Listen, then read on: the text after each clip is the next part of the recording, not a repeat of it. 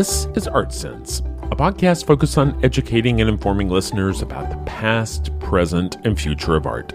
I'm Craig Gould.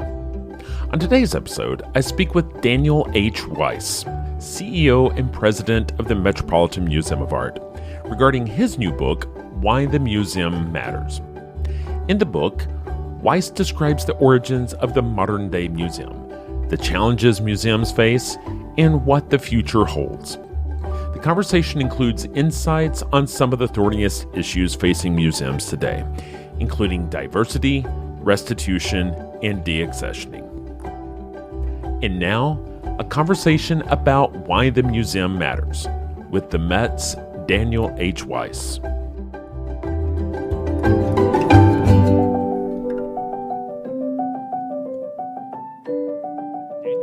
Weiss, you're the CEO and President of the Metropolitan Museum of Art and the author of the new book, Why the Museum Matters.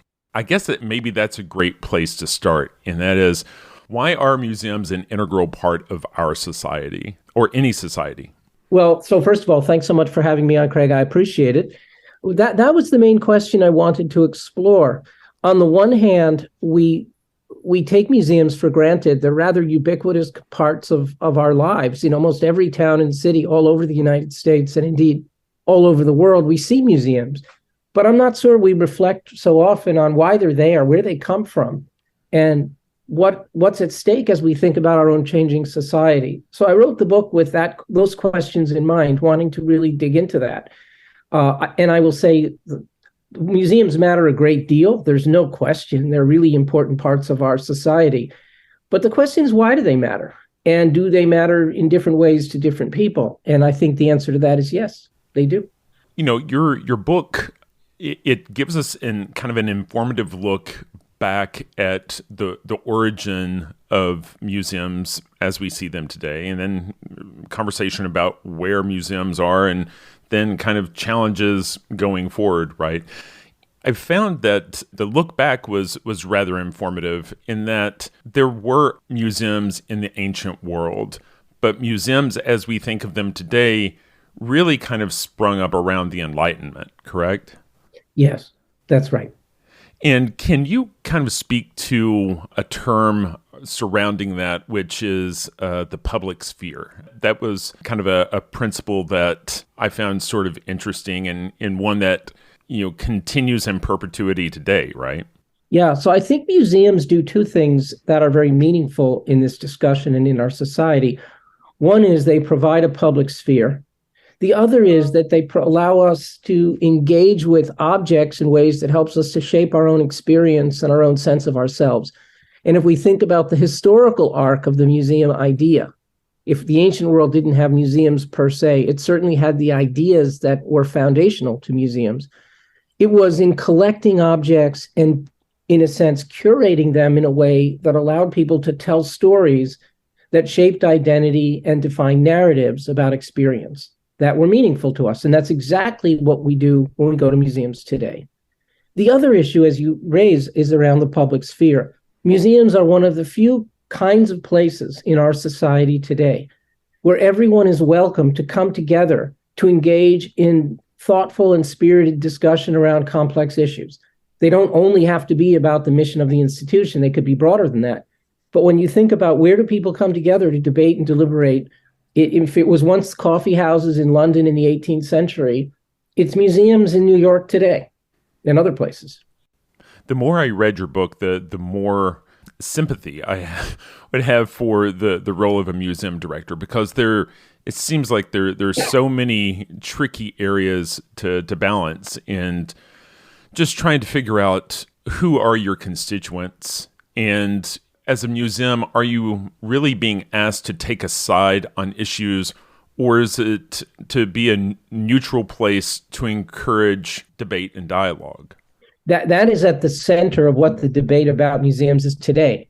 There are some who would argue museums are important places for society, so they should be the place where advocacy for important societal concerns is made. And there are others who say museums are there for everybody, so they should be apolitical. They should be places where you can go look at art and have a nice sandwich and spend time with your family and go home. And I think there's value in both sides, but I think both sides are wrong. That museums are at the center of our society. They are held in the public trust. Almost all museums serve the public in some fashion, and therefore we think of them as institutions held in the public trust, which means we serve everyone, and therefore we have a wide range of constituencies who have different kinds of interests and different kinds of needs, from little children who want to have an opportunity to see something they've never seen before, to scholars who are coming to study some very complicated issue that they may have been devoting their careers to. And I think what's at stake in this discussion about museums as a public sphere is if, on the one hand, the museum becomes an agent for partisan points of view, for activist ideas, should there be greater issues around social justice or global equity or climate, any kind of issue that might be timely in the world, if the museum takes that on directly as a source of political advocacy, it runs the risk of losing its way as a long-term institution held in the public trust for everyone. It, in a sense, becomes hijacked by one special interest or another. On the other hand, museums cannot be aloof. They cannot say, we're not interested in any of the issues. We just have beautiful things. Because we all live in a world where those objects are in communication with the rest of what we believe in our society. So I think the challenge for leadership is to be respectful of all of that and recognize that we have to sustain our service to the public by engaging issues, but they need to be related to the mission of the institution. The Metropolitan Museum of Art has no business making cases or arguments for issues around which it has no competence or expertise just because we're a public institution, for example. There was an interesting line that I highlighted where you said, the challenge in realizing such an objective is that we live in a world that does not value productive disagreement or strenuous debate. Is it reflective of our time that people aren't able to disagree? Because it does feel like we live in a very polarized society right now, that there's, I believe it comes up in the book, one of the issues as a museum leader is dealing with a call for canceling from both sides over different topics that come up. And how do we have a debate and, maintain dialogues without there being a call for canceling and polarization of ideals? Well, I think there's no question that our society has lost a great deal, that we have seen a degradation in our ability as a society to debate issues. The best example of that is the most obvious one, which is our own Congress is utterly incompetent and disgracefully so. There was a time not that long ago when Republicans and Democrats came together on all kinds of issues, and they had relationships with each other, and they voted with each other sometimes and against each other sometimes. The fact that almost every issue is voted along party lines is disgraceful. It means there is no thoughtful discourse. There's no learning from each other. There's no productive engagement in difficult issues. And the rest of our society has followed suit. Universities are a good example where that's also problematic. I don't know how you can learn from each other if you can't debate them over difficult issues. So as I was writing the book and I was thinking about this question, it occurred to me, and this may be an obvious point, but it wasn't so much to me, that if we want to be good at something that's difficult, then we need to know how to do it. It isn't enough to just put two people with different ideas in a room and say, have at it. Before you know it, they'll either stop talking or they'll beat each other up. And if you go into a court of law where differences of opinion could be life consequential, there are rules about how do you present evidence, how does one engage in debate, what are the guidelines and rules that we follow in order for, in a court of law, the goal is for the truth to out. So in debate, the rules should be also clear. So in the book, I talk about during the Enlightenment, there was a great deal of discussion around how do you have debate, what kind of issues are to be discussed, and how do you make sure that people can have good discussions. And I outlined what those ideas were that were outlined by John Stuart Mill and others from the Enlightenment. And then it occurred to me there were additional rules we should think about today, because the world we live in today is even more polarized than it ever has been before. As you raise the issue about cancel culture, if such a thing really exists, and I think it does, is the confusion that somebody's idea that you can disagree with also allows you to attack the person. But in fact, ideas and people are very separate things. Egregious, awful people can have good ideas, and very good people can have very bad ideas. So if you learn to disentangle those things, then you critique the idea and leave the person alone. But to get somebody fired from their job and unemployable because they said something that is offensive is, in my mind, very short-sighted, because in the end, what you're doing is you're eliminating the ability of that person to contribute to the public good. And that, to me, is a failure. So we need guidelines for how to have debate so that we are better at it. It is a skill like anything else. It seems like these days, a lot of museum directors feel compelled to program experiences that attract the most paying customers. But I know there's a real balancing act there, because I believe there was another line I highlighted in your book, which made reference to that when you put the visitor at the center of programming, you lose the ability to broaden horizons. Yeah.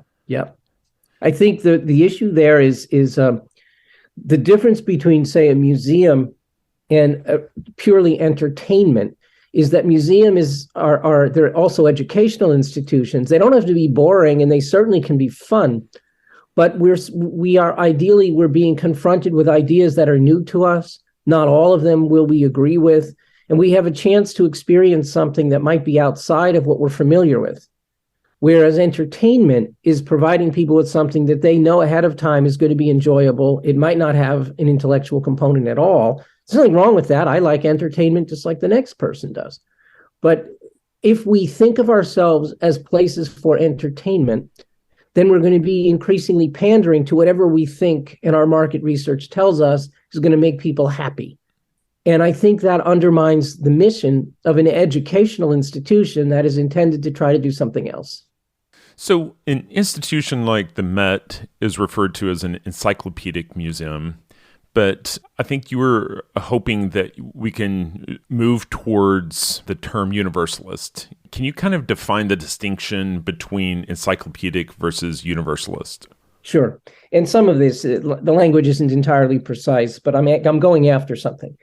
The term encyclopedic presumes that we have it covered pretty well. When you look at an encyclopedia, the idea is it pretty much has all the information on everything you need to know. And an encyclopedic museum, the Met used to call it, many still call it an encyclopedic museum.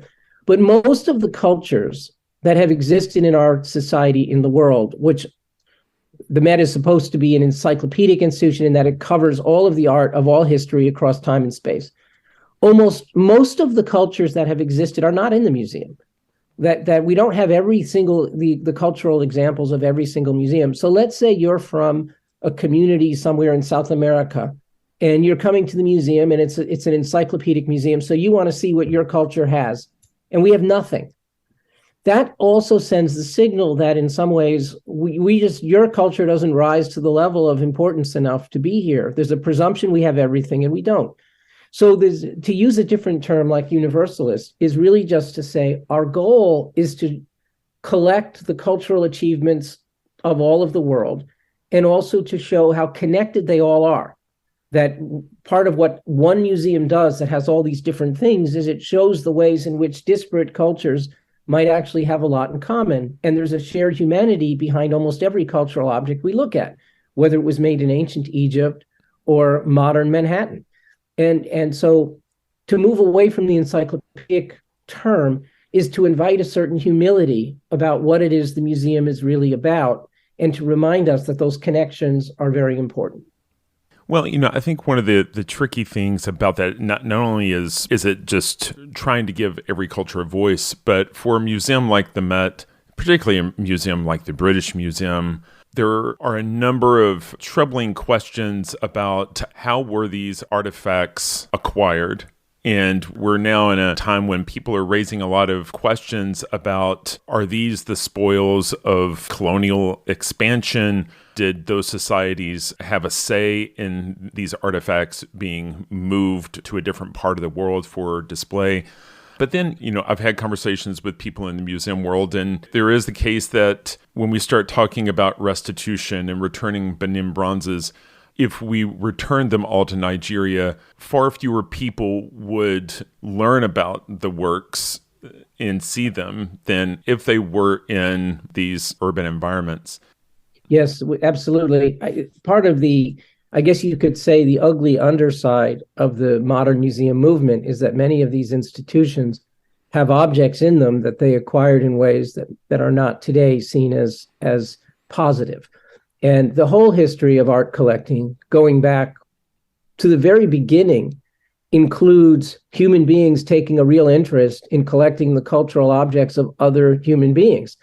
There's, for example, a great example in the Louvre, the law code of Hammurabi, the oldest law code in the history of civilization, was looted several times in the ancient world. When the Neo-Babylonians conquered whoever they conquered in the 6th century, that object was there in the palace and they took it back with them.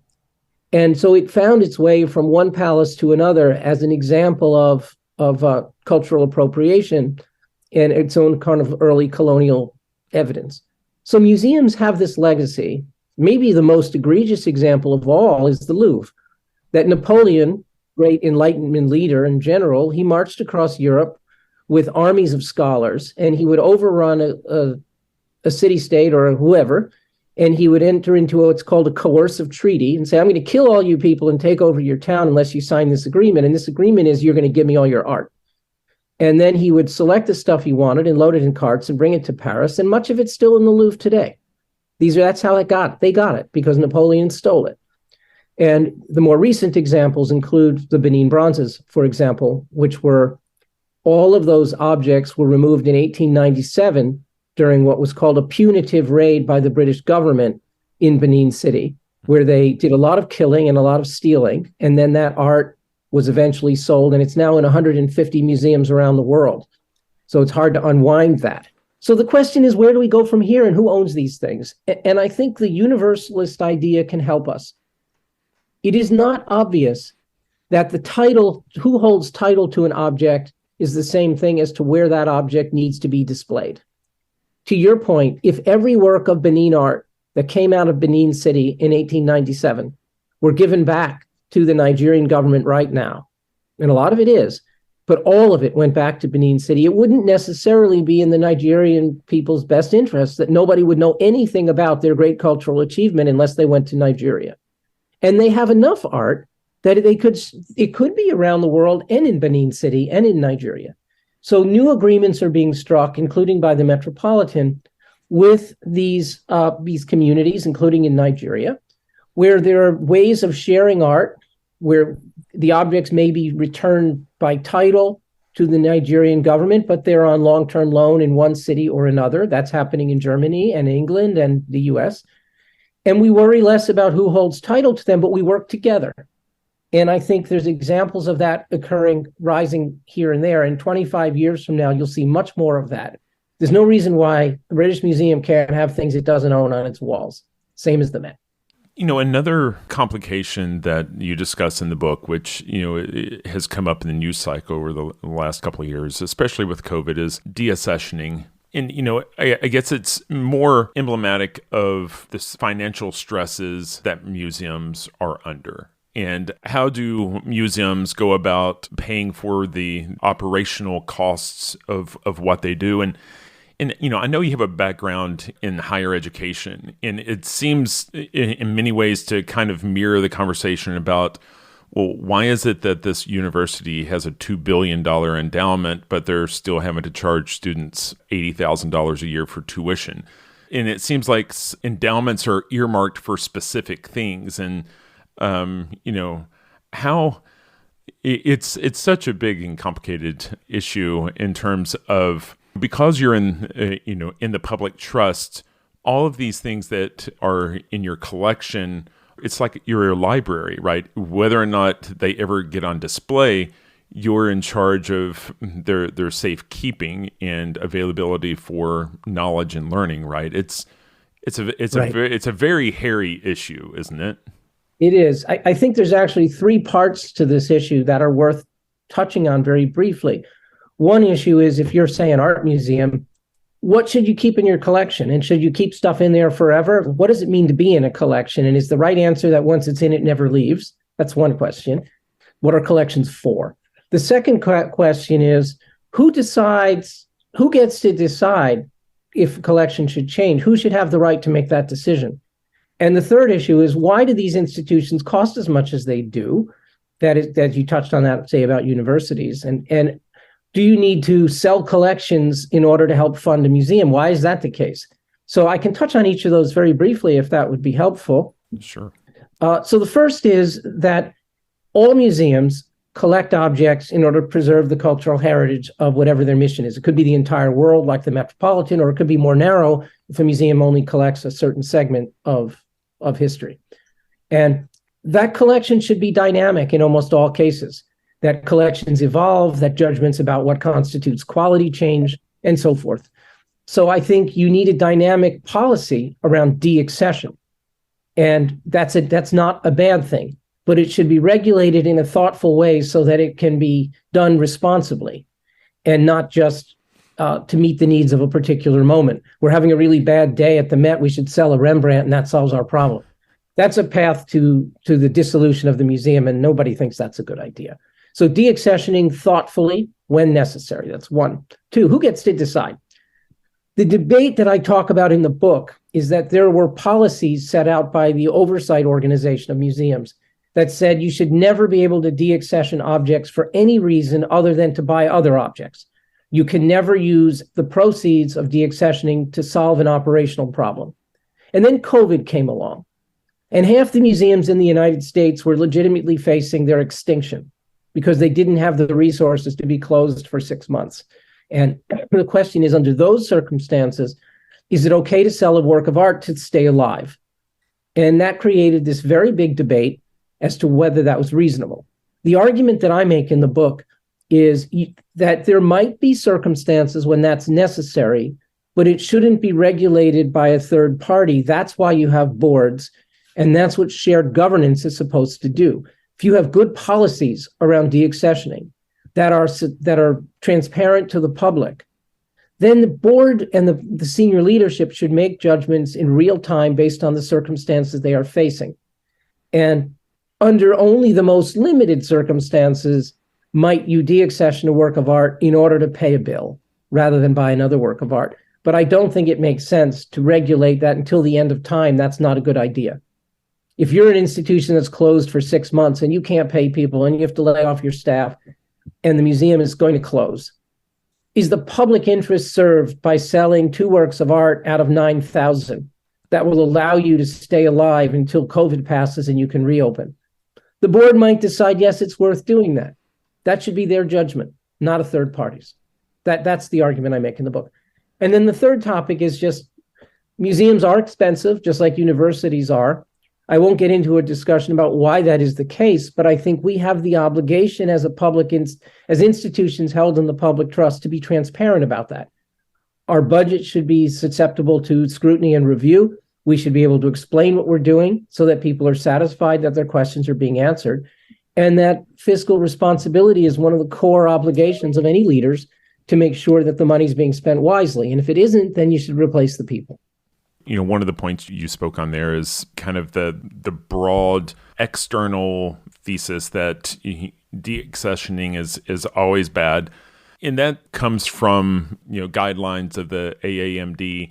It's my understanding that it's really important for a museum to stay in good standing there, because if you're not in good standing, then you wind up being censured in a way that you aren't able to borrow or lend with other institutions, which is in those borrowed works for exhibits are kind of key to, programming staying kind of alive and vibrant and keeping people coming in the doors, correct? Yes. Well, the AAMD is a membership organization. So when we talk about what the AAMD mandates or regulates, it's really how we're regulating ourselves. Because that's who's running it. It's just members of the museum community. So I think this is a good example where we should have free and open debate about an issue that is controversial. And I take it up in the book. My friend Tom Campbell, who is the director of the Fine Arts Museums of San Francisco and with whom I worked very closely at the Met, he's a really smart guy. He has a very different view. He thinks that we should not allow for deaccessioning under any circumstances that other than what the AAMD regulates. And I think the board should have more flexibility there. So reasonable people can disagree about those issues and debate them. But in the end, one doesn't want to run afoul of our peers. And if you were an institution that ignored the AAMD and nobody would lend to you, then you have an existential problem. So I'm not advocating that. I'm just advocating, let's talk about it and try to come up with the best approach that is in the interest and the greatest good of the profession. You touched on the board of directors. Can you kind of talk more about the importance of having a good board and in your mind, what makes a good board? Because, I believe you touched in the book about how sometimes a board member may think that the role is free of responsibilities, but the best board members actually add a lot of insight and consultation and oversight, correct? Yes, they do. Boards are really important and maybe more important than sometimes people realize. Their job is not just to fund the institution. And indeed, in many cases, it's not to fund the institution at all. The board has three fundamental roles of most nonprofit organizations, art museums and otherwise. One is to hire and oversee the senior leadership, the CEO, and to replace the CEO when the time is right. So that's one. The second is to make sure that the institution's resources are being stewarded responsibly. That's called the fiduciary responsibility. That if the museum is squandering its resources or spending money unwisely, the board needs to know about it and stop it. And the third is to make sure that the museum is maintaining fidelity to its mission, that it's doing what it's supposed to do overall. That's it. Now, within that context, there's a great deal of latitude as to how a board does that. But if a board of any institution that is, again, held in the public trust, the board has to be at some level reflective of that public. So boards should be diverse in the sense that they should bring expertise that is helpful to the institution. I don't need people on the board to tell me exactly how to do my job as CEO, but it's helpful to have people who know about various things that I deal with, and I can ask them for advice and guidance, whether it's a financial matter or an organizational matter or maybe a legal matter. They bring supplemental knowledge to their oversight role, which is different from managing the institution. And along the way, because the way museums in the United States are funded, which is through a diversity of resources, most American museums are not funded by the government. The Met is only funded about 9% by the government. Even the National Gallery in Washington is funded 60% or something like that. So board members can also contribute resources, and some can contribute vast resources and some less. Everyone should give something. So I think boards should be reflective of the society they serve, the institution's needs, and you put that all together and you have a board that's full of different kinds of people. Reflecting the people it serves brings up one more topic that I'm sure you've been wrestling with for a number of years, which is diversity. How does the board reflect the diverse people groups that reflect the community you serve? The other topic, related to diversity is the representation of all people types in the collection, right? There's plenty of data out there right now about the underrepresentation of certain people groups or certain genders. How do we correct course there in a thoughtful way? It's a challenge, but it also is an exciting opportunity. Not every museum has the ambition to collect all of the art of all people of all time, as the Met does, or the Boston Museum of Fine Arts does, or the Art Institute of Chicago. There are some. But given the mission of the institution, we should do the very best we can to be as universalist as we can. And as I was saying earlier, that if people are looking for examples of their own history or their own culture in a museum that is ostensibly about the arts of all the world, and they don't find their own culture there, then there is the presumption that they're not important. When these great American museums were founded in the 19th century, the Boston Museum of Fine Arts, the Met, and others, there was almost a self-satisfied idea that we're going to be an encyclopedic museum because we're going to have the art of Western Europe, we'll have the art of Egypt, maybe that's about it, and we will have covered it. When in fact, the rest of the world was not represented in those collections, and it wasn't obvious to people at the time that was an oversight. So the more we know now, we recognize that cultural achievement is manifest throughout the world at great, great levels of achievement.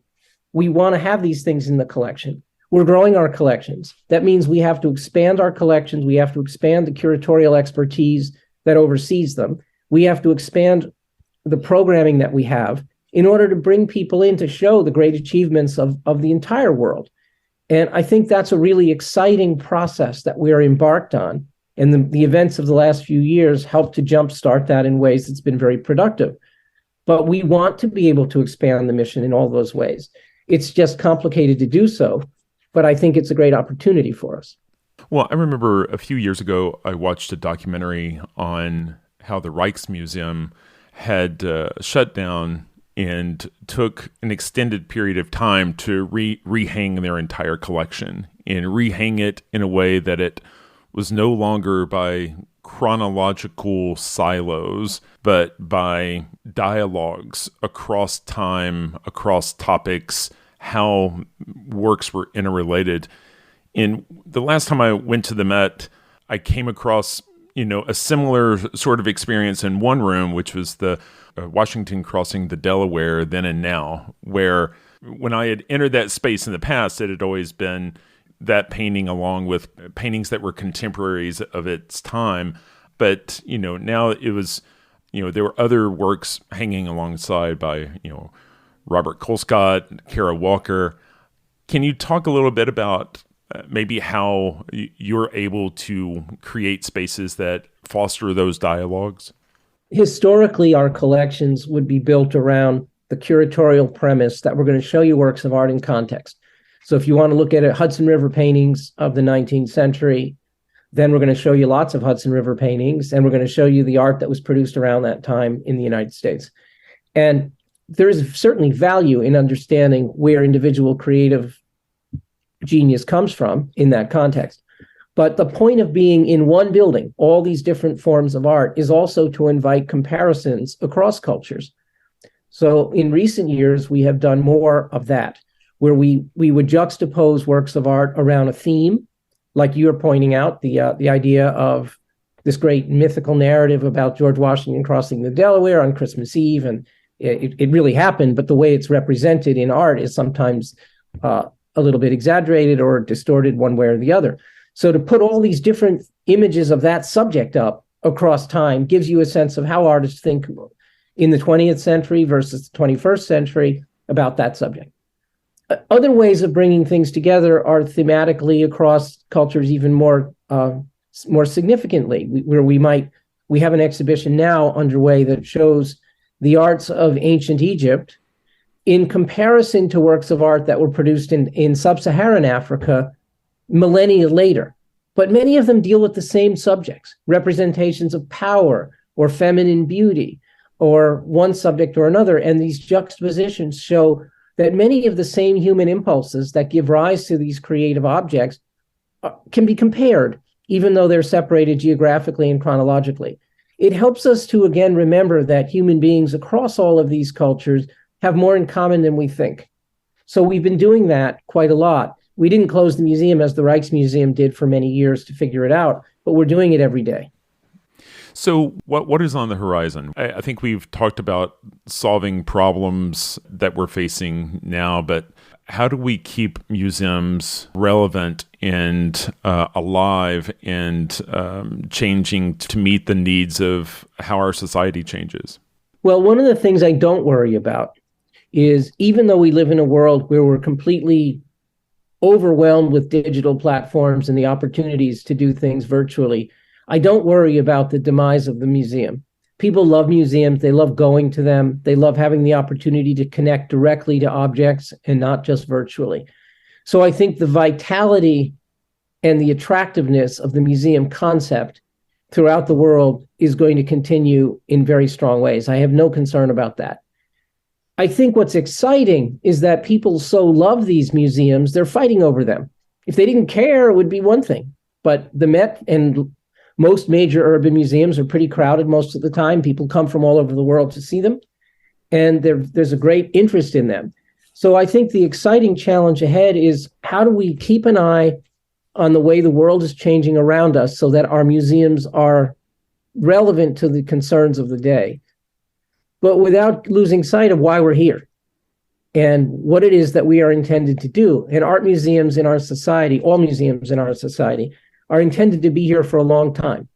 We're perpetual institutions. Our job is to be here from one generation to the next across the centuries.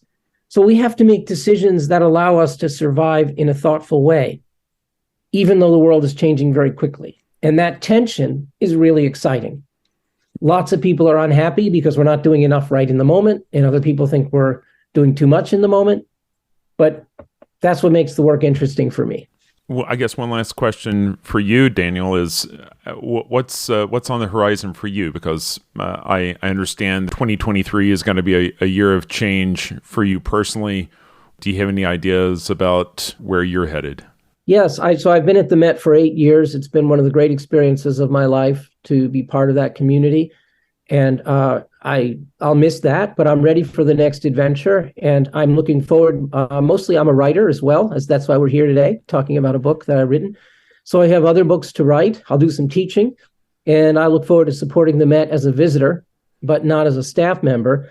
So I'm looking forward to coming back onto your podcast in a couple of years to talk about my next book. Absolutely.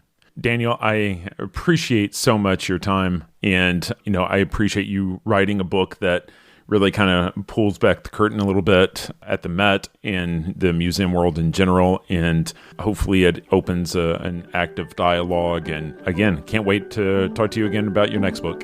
Thank you so much. And thanks for the invitation to be with you today. I really enjoyed it. Awesome.